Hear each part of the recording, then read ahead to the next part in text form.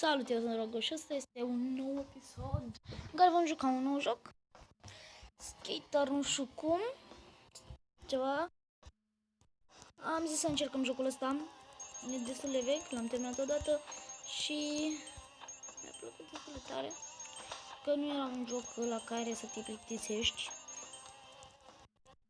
Și am zis să încercăm, nu, să fac o serie probabil, cred că să fac numai un episod. Nu prea știu ce jocuri să mai jucăm pe Xbox și pe PS. De fapt, doar pe Xbox. Pe Xbox am început deja câteva, că eu zic că sunt decente, dar nu o să continuăm cu ele. Da, am făcut și o pauză. Nu m-aș apuca să fac GTA, pentru că deja l-am terminat odată. Da, și n-am. Probabil că o să facem alt joc. Nu știu. Poate Watch Dogs.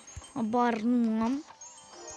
Îmi puteți spune și voi în comentarii ce jocuri ați dori să jucăm. Pentru că nu prea am chef să mă apuc să fac tot GTA-ul la loc. Și sincer să fiu, nu prea am chef să mă joc FIFA, pentru că s-ar putea să vă plictisiți și voi, pentru că faci cam același lucru în continuu în FIFA, joci meciuri de fotbal, dar o să vedem.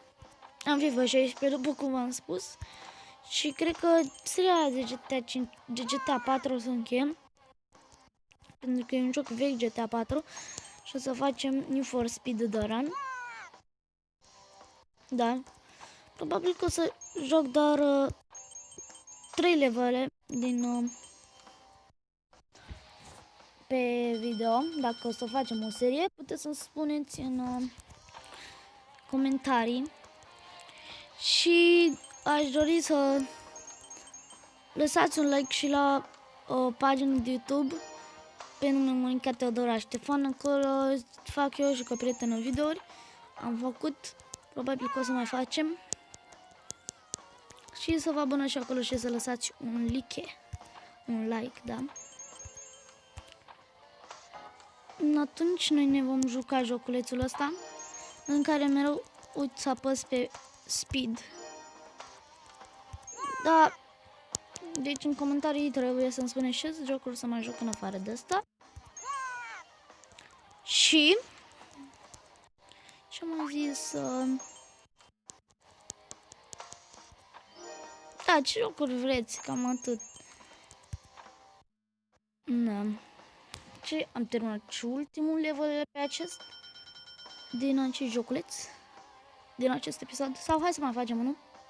Am luat 0 stele la level 3. Înseamnă să fim avionul. Da, mă rog, să vedem cum o să ne iasă.